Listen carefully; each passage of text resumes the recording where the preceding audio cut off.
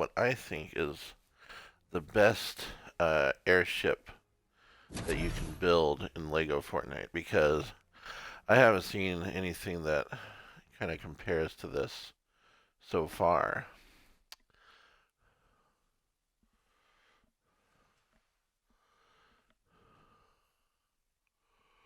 I know that finally Lego Fortnite made their own like pre-build design for their airship, but it's not very good. A lot of problems with it. A lot of problems with it. Alright, here's my main. This is my survival, or not my survival, my expert mode, right? And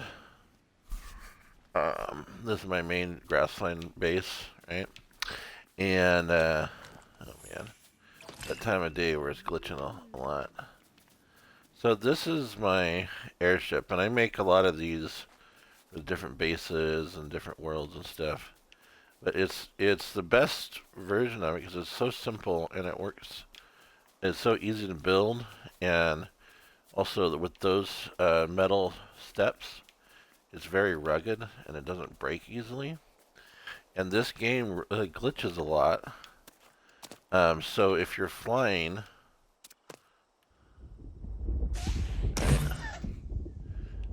it's really easy to control. I just change those channels for the front jets or the front rockets, and then really easy to control. And if you glitch and you're like flying behind the ship, you have enough space where you don't fall off when you get out of the seat. So it's just the best all-around design. And with those 4 rockets on the back, it actually moves pretty fast. So it's, in my opinion, the best design. So, also, when you're gonna land, it's, you know, kind of tricky to control a lot of these airships, but it's actually not too bad to land.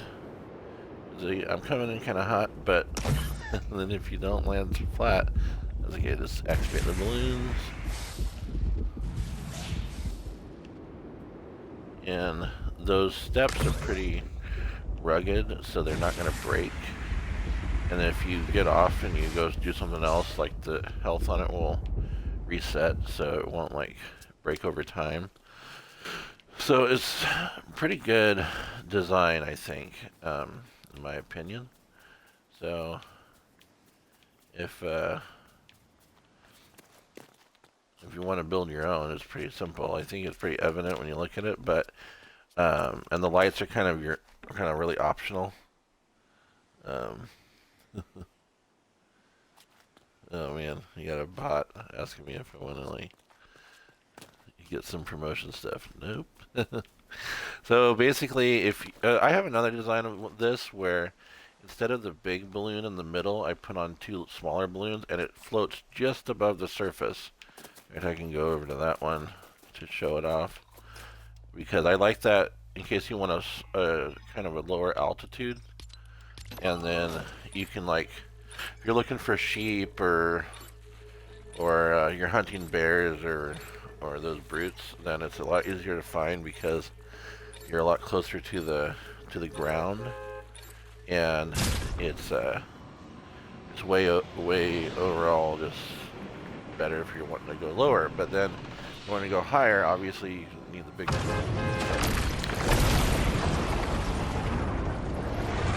This is a village that I built just to test out if I can have like a metal factory. So I made all the villagers metal smelters, and and I don't really know if it works that well because they don't give you a lot of material when you ask for it. But what it is good is that if I want to get a bunch of metal smelters going on like making a certain kind of metal, then when I come back it's all going to be ready and it's going to be pretty fruitful. So with the 2 small balloons on the top, it just comes off the ground, and then it's like, you know, I can fly, what, maybe 100 feet off the ground or whatever, and it's pretty handy. If I find something I want to loot, and then I can just do that. Gotta kill those guys.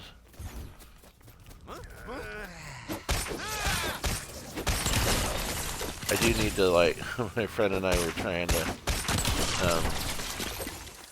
get him a lightsaber in the Star Wars island, and we died a lot. So I need to get some more bear pelts, so I might go bear hunting soon. But yeah, it's, see this one, I put minimal lights on there. Mostly you just use the lights to identify where your ship is at when you go off and go hunting or harvesting or whatever, so. But it is a little bit tricky though, because you'll hit like these obstacles, you know, like that building or some trees or whatever, but it is kind of nice because then you're just off the surface, you know. So it's a fun design in that way. But I really think this is the best design because it's so simple. You don't even have to like remember a lot of details of how to build it. You can build it real quick and easy. Also, it's nice to have it really a short altitude, because sometimes you glitch off the thing and then you lose your ship way up in the air and you like can't find it anymore because it's just like really hard to locate. So if you have it just off the ground, one time I was up on here with my musket and I was hunting bears and I accidentally knocked myself off of the ship because of the knockback of the musket. And it wasn't a big deal because I just built a short little stairway up to my ship again. And it was really easy to get back on there. So I just did a dynamic platform, and then you build obviously four small balloons, one big balloon, or 6 small balloons, depending on what you want. And then, you know, you build a seat, not that big a deal. And then for where you put the seat is this engine bay. These lights are really easy to build because you just need glass and torches. And then for the rockets, I think the rockets and the balloons are the most costly. Also, you need 4 metal plates to build those steps. And then whatever chest that you want to put on the back, you can just put the chest on the back there. And then sometimes what I do, I haven't done it so much in this world, but what I did in my survival world is I put those like wall mounts on the side here. And I can mount a wrench on there or a weapon or something. I like to mount stuff on the wall mounts because it's just a lot easier to see exactly what I have there rather than put in the chest and kind of be like, oh, forgot that I didn't have a weapon in here or food or whatever. So if I can see that I have a good weapon on there, then it's, you know, much better. I like to be aware of what I have. Yeah, just put those wall mounts on the side of the engine bay, and that's pretty good. I like to use these more than like vehicles. And if you load it down with more chests, then you're obviously going to be closer to the ground. I honestly think, excuse me, I need some tea. I honestly think that this is not the biggest chest anymore. But if you get one of those, like those gem chests, those have what, 28 item slots? That's a lot of storage. So if you're going out and you're like trying to get resources or pelts or whatever, and you fill up your inventory, which is 40 slots, and then you also fill up the storage on the airship, then you have a lot of stuff. And really, like, what we were trying to do here.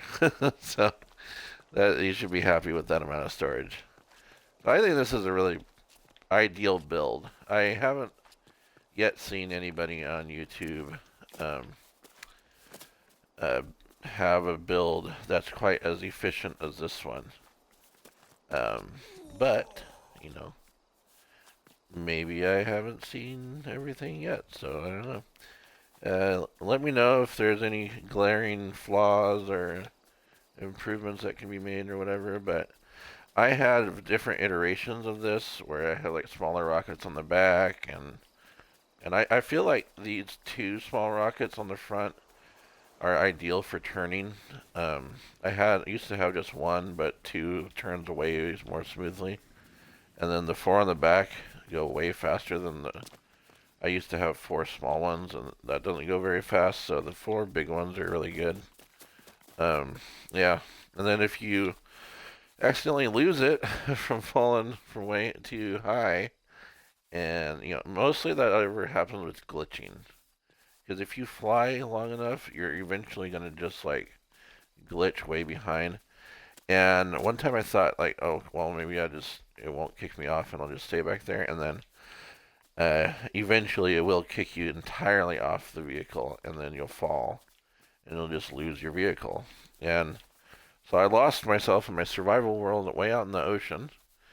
And eventually I was able to go back and retrieve my backpack. Um, so that was good. I never did find the ship though, but I found my backpack.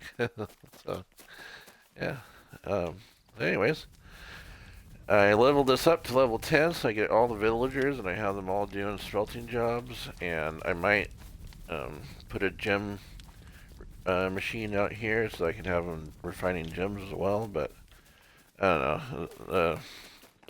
I think it's just better if I just load up the machines with materials to make the metal, and make a bunch of weapons here. And then also the reason why I chose this spot is because it's right in between. There's a snow biome over there, there's a desert biome over there, and also there's lots of these grassland caves, and a chest spawns over in that village all the time. So every time I come back here, there's another chest spawn there. And so I can get a lot of chest materials, and then also there's a brute that spawns in that forest all the time. And there's villagers, like enemy villagers, and so they can help me fight the brute. And it's kind of a good farming spot. I can farm a bunch of different stuff here. So this is like a materials place, right? And then I don't know if you noticed, you might have noticed, is that I put another bus station over there in the ice biome.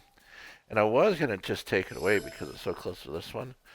But honestly, it's right in the smack dab in the middle of a whole bunch of caves. And so it's really, really good for getting frost biome materials. So, yeah, it's a nice little area, but very, very far disconnected from all my other bases. So it's not one that I come to very often. But there's a lot more going on with like the Lost Isles or whatever, and what else were we working on? Oh, the storm stuff. The storm stuff is actually pretty challenging. Most of the enemies on here are pretty easy, but the storm enemies are really hard. And my friend Josh and I were trying to beat the Storm King, and his PlayStation, I think he plays on PlayStation. His PlayStation was not glitching that much, but it was glitching. My Xbox was glitching so much, and it might have more to do with my internet connection, but yeah, it was just unplayable. So we lost that, but I think if we weren't glitching so much, we would have beaten them. But I was glitching a lot, like a lot. So it was pretty much impossible to beat the Storm King because I kept on glitching through the floor of the map, and there was a glitch where I couldn't heal. I couldn't use my heals, and so it was unplayable. Anyways, yeah. See, in the nighttime, it's all lit up. Way easier to find the ship if you're like walking around, like when you're at the mall and you're trying to find your car again. And you're like, where did I park? And so mostly that's what I use the lights for. Is like to have those on. And also, if like you're parked weird on some kind of uneven terrain or whatever, then there's not just one set of stairs that you can use to get up. You can use whatever stairs actually will be convenient to walk up. So, yeah. The pre-build that they have on here kind of sucks because, you see this one? If you, I tried this out when I built it. Obviously, you need to modify the rockets because it has really puny rockets on it. But also, if you glitch out when you're in the sky and you get out of your seat to reset your seat, you will fall off of there. So what I had to do to modify it was I had to put more surface area to make it more like a flat plane, and so that I wouldn't fall off. And I think that's a pretty big flaw, especially since they're saying that, this is a pre-built, so you shouldn't have to modify it afterwards. And they're the ones who built it, and they should be aware of that glitch. But whatever. I think people had kind of been messing around with airships for quite a while. So, anyways, that's what I got. All right, take it easy.